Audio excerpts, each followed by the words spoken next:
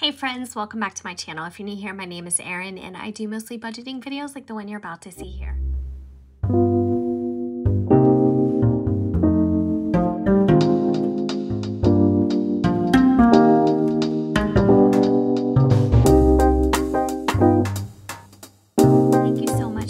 Stopping by. If you are new here and you enjoy budgeting videos that use real numbers and talk about debt and inconsistent income and all the ups and downs and just real life, this may be a channel that you enjoy, so I would love if you stuck around and subscribed.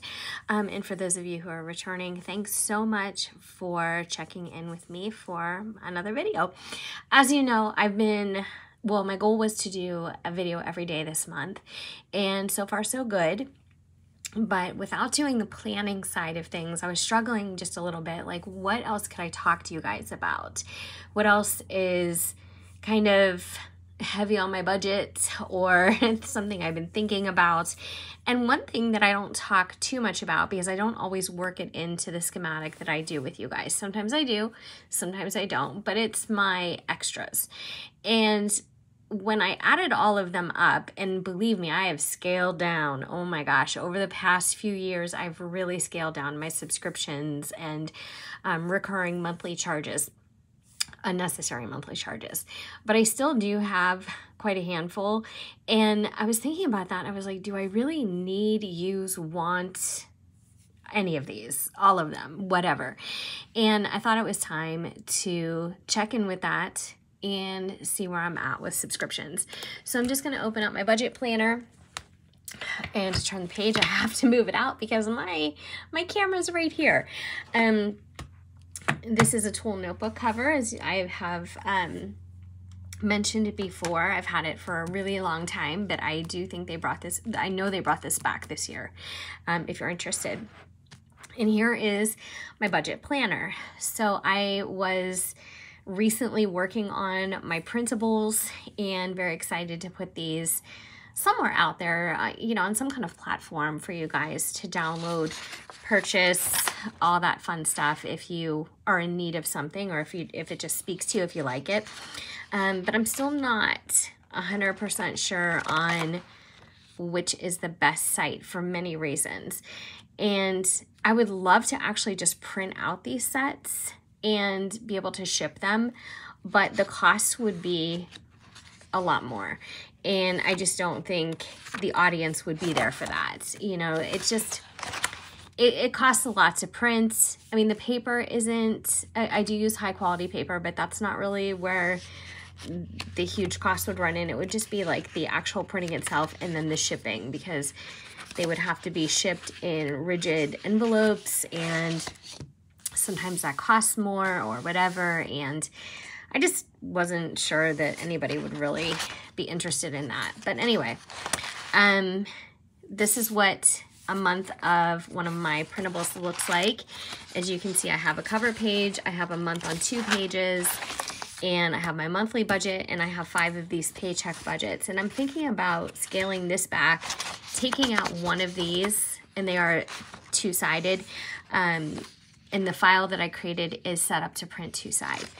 But I'm thinking about taking out one of these because I also have a lot of space here to record different paychecks and sources of income.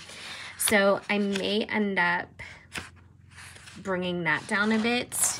I don't know. I have to think about it a little bit. I did give these away for a little bit, but anyway, I have to tweak them perfectly. I've got my sinking funds here, my monthly goals here, and at the end, I have a little notes section. This is a happy planner divider. This is not mine. But anyway, so let's go to the monthly budget. And I need to transfer all my figures onto this page because this is April's page. But I also want to talk more specifically with the things that are recurring charges and technically really not necessary. They're just not necessary for my budget. And where can I put them? I don't even allow a space for them. I wouldn't call them a monthly bill because they're not, I mean, they're a bill, but it's an optional bill. So it's not what I would consider a fixed expense. even though technically it is, as long as I say subscribed. But my monthly bills are where I record car payments, mortgage, utilities, all that kind of thing. So I really don't consider it or consider these items to fall under that category. And I also don't really consider them to be variables, except in a way they are. You know, it's just kind of funny. I'm just not really sure where they fit.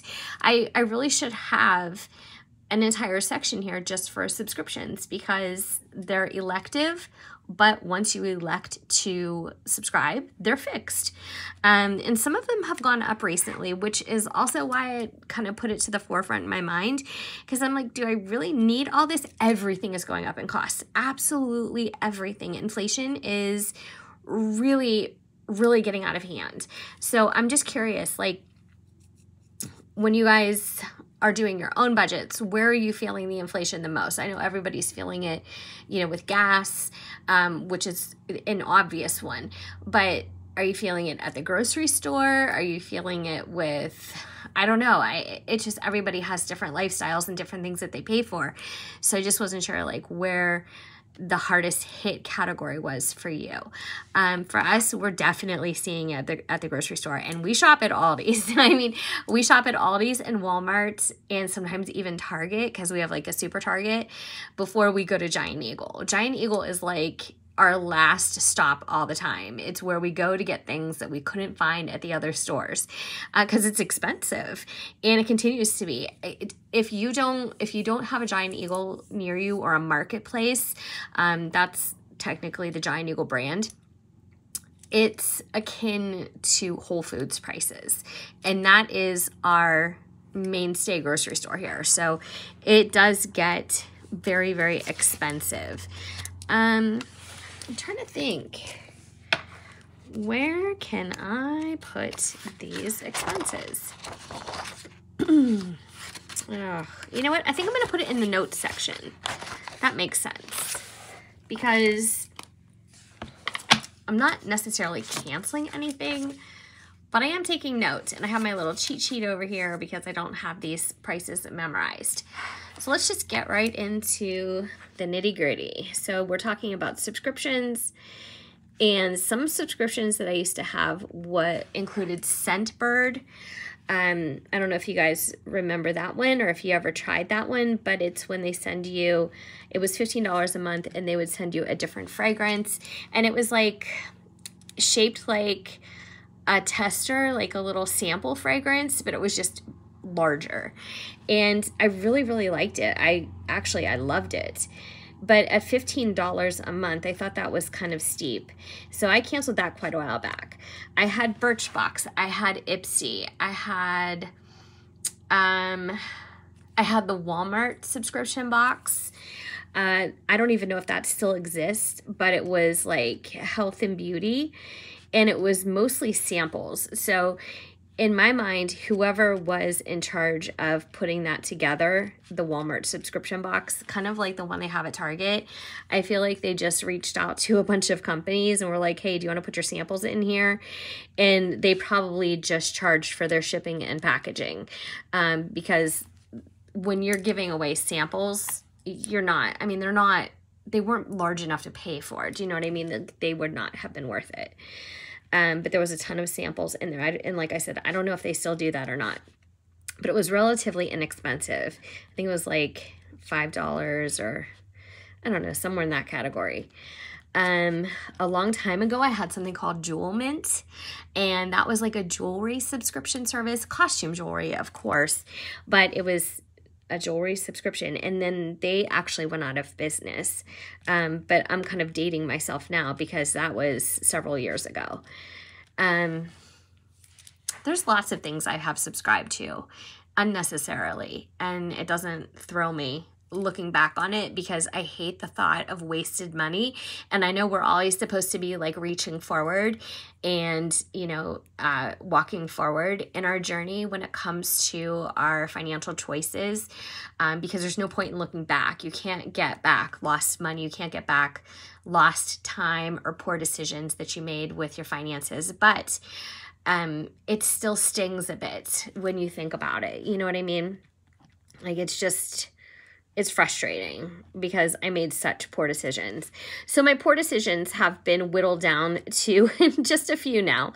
And they're not even poor decisions. I shouldn't say that because it's really not that dramatic, but I'm still paying for things that I don't technically need and that, you know, month to month, I may not use at all, but I'm still paying, which is kind of silly. I don't know. I'm trying to get more mature with my decision making. And that includes when I purchase clothing too. I'm trying to be more conscious of the clothes that I buy and look for quality, even if it's just a little bit more expensive than, you know, having lots of inexpensive options that the quality is not there. And I'm replacing them a lot more often. So I'm thinking a lot about that lately too. You know, I'm trying to be more of an adult, I guess. I don't know how else to put it. I'm just evolving, I think, in my mindset on what's a great deal and what's not a great deal anymore. So, you know, I love going to Walmart and Target, and if I see a shirt and it fits me, I'm like, okay, get this in at least 3 colors. You know what I mean? Like, I kind of have that crazy mindset where I have to buy more. I have to because it fits me and it's a good price. But it's not a really good value if it doesn't wash well and, you know, it shrinks or it pills. I mean, I get a lot of clothing that ends up, like sweaters that ends up pilling like almost instantly, and it's so frustrating, you know. And I take care of my things. I think I do, but I'm trying to think, okay, do I need 6 sweaters in all these different colors so I have lots of options to wear to work? Or do I need this one sweater that's more of an investment piece? Maybe it needs dry cleaned, I don't know. Or just maybe it's made out of a heavier grade material or a better material, and I just don't have as many options. I don't know, because I'm purging clothing like a madwoman. And it's just getting to the point where it's weighing on me. So I just don't like wasting anymore. And I don't like wasting food. Sometimes I think that it would be cheaper for us to order HelloFresh 5 nights a week than to actually go to the grocery store and buy things that we don't end up cooking, using, that go bad. And we try to be conscious about that. We really do.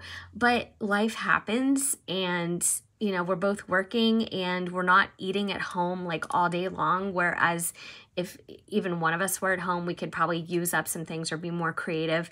We just don't always take the time either. So it's also a choice, and it's a little bit of work.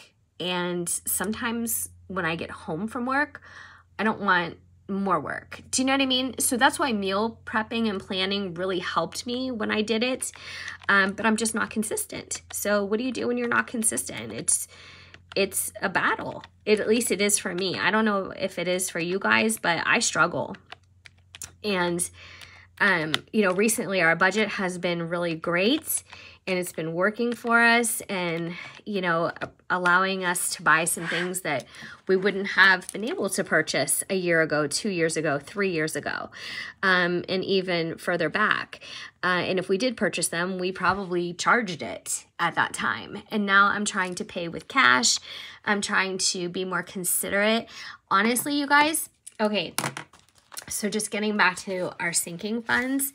This is my sinking fund binder. If you haven't seen my videos like this, it's got quite a bit of cash stuffed into it. And I say quite a bit.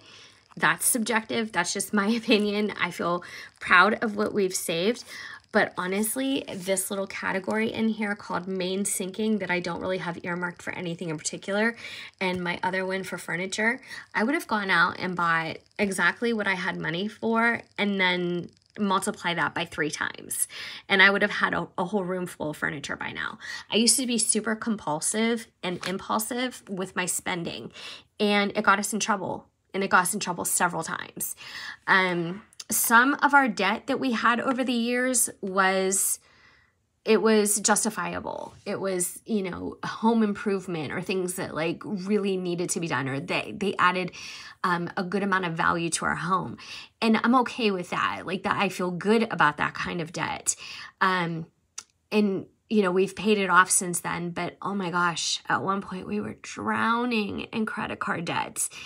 And I can tell you, there is a light at the end of the tunnel, but sometimes you have to go without. And this is what I'm facing right now too. Even though my husband had a great commission check this month, it all went to pay off the pool. And I haven't actually gone and made that payment physically, but that's where the money's going. And I could use it for this and put a little on the pool and make another pool payment next month. But I just, in my head, I'm like, no, don't do it. Don't do it. When you have the money, just make the decision and go through with it. That way it doesn't haunt you next month, or next month if something freak occurs, you know, you don't have to say, oh, damn, I wish I would have paid that when I had the money. And now I'm facing this and I spent the money on something that wasn't as necessary, whatever the case may be. And so I'm trying to retrain my brain and kind of use a little bit of logical psychology on myself and just change the way I think, and hopefully the way I think will then kind of morph into changing the decisions that I make and the way I do things. So yeah, that's my spiel. All right, so let's go into our unnecessaries. You know, are we wasting money? Are we not wasting money? So we have Netflix. A lot of people have Netflix. It has gone up a little bit in price, but we have, I think, the very, very basic level that you can have. Our home warranty has gone up. I think it started at like $39.99, and we have used it all of like 2 times. And to be honest with you, for the 2 occurrences that we used it for, we literally just could have paid for it, because we pay for this. It covers a lot of things, but up to a certain value. Okay, so we pay them $56.53 a month. But if we make a claim, you know, let's say our hot water tank goes out and we make a claim, and then they have to send somebody out. And sometimes it takes a long time for them to send somebody out. We have to pay a $75 deductible, regardless. If the fix is $15 or $1,500, we have to pay $75.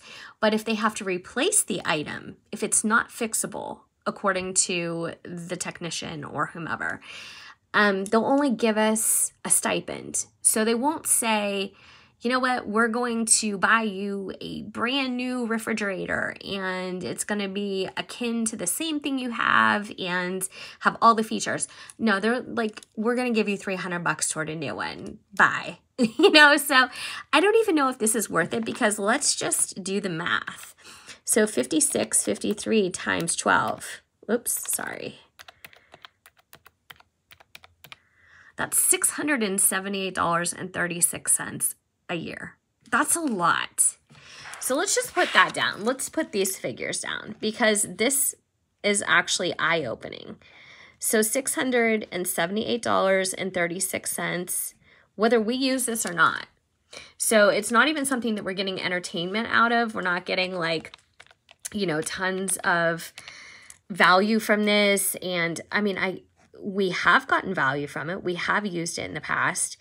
It wasn't nearly as expensive, and we haven't used it often enough for it to be, in my opinion, even worth it.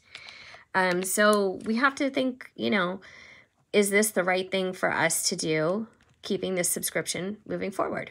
I don't know. Let's move down here. Apple is my iCloud.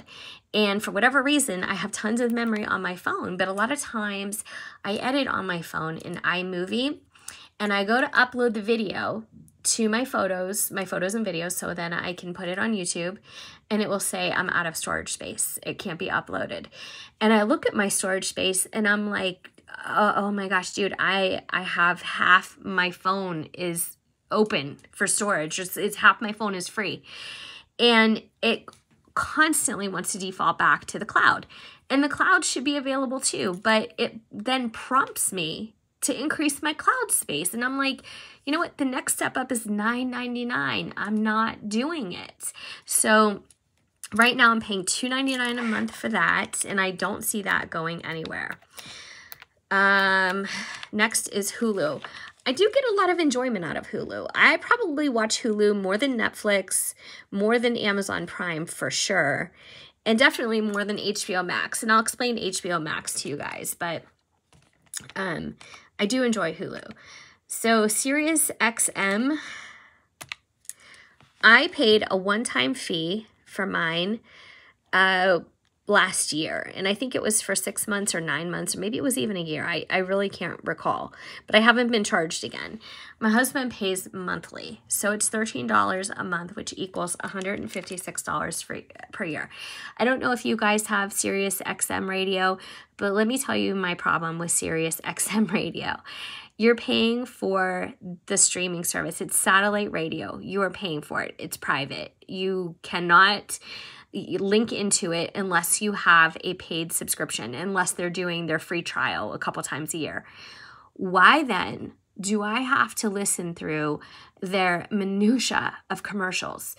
It's constant advertising on some channels. Some channels not so much, but you know, go to your talk radios and your news channels and all that, and it's just constant. And I'm like, why should I listen to these commercials when I'm already paying? You know, that's why way back in the day, I don't even know if it's still the same thing. If you ordered Cinemax, HBO, Showtime, whatever, it's commercial free because you're paying for the service. So when I hear a commercial on XM radio, it makes me see red. And it's just crazy to me. But anyways, that's my complaint about that. All right, Canva is something that I use very often. I use it for work. I use it for myself personally, and I don't see that going anywhere. And Canva is expensive. You know, it's not cheap. I do think it's worth it. I think it's a great program. But anyway, $15.99 times 12 for HBO Max. Wow.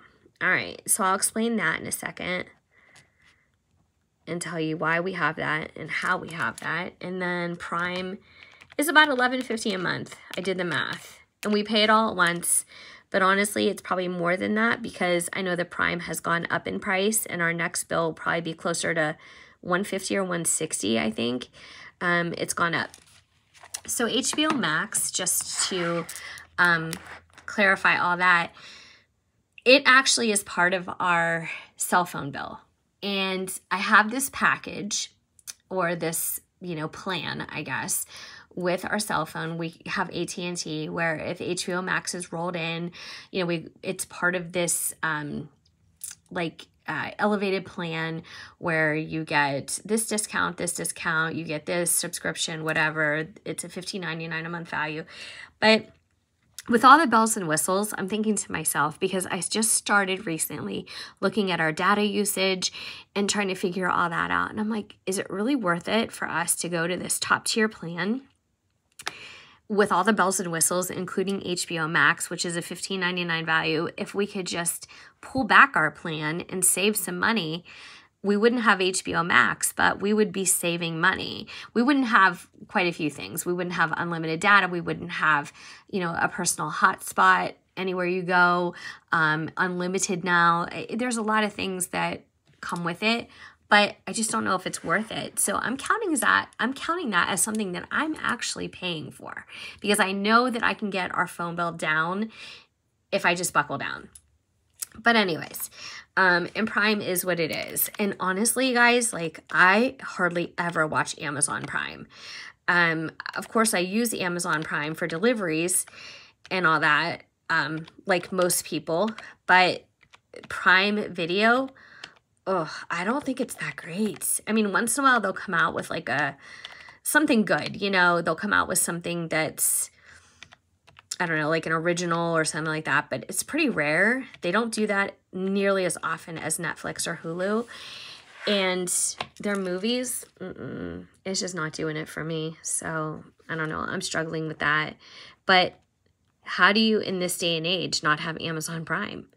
You know, if you're busy, if you send gifts to people and you rely on that convenience, included shipping and everything, how how do you navigate without it? And I'm saying that's such, I know it's such a first world question and probably ridiculous to some people when I'm saying that, but you just get so used to it, to the convenience and to the flexibility that it allows you. I don't know how we would go back without it. We buy so much from Amazon. So if we did away with all of these extras, we would save $130.15 a month, or $1,500. I can't say money. $1,561.80 per year. That's not a shabby amount. That is a good amount. So if you literally took this amount and applied it to an early mortgage payoff calculator, like even if you just made this much extra on your mortgage a year, and I'm not talking a month, I mean, if you just did this much a year, you would be amazed at the amount of money, the interest that you shave off your loan. It's just incredible.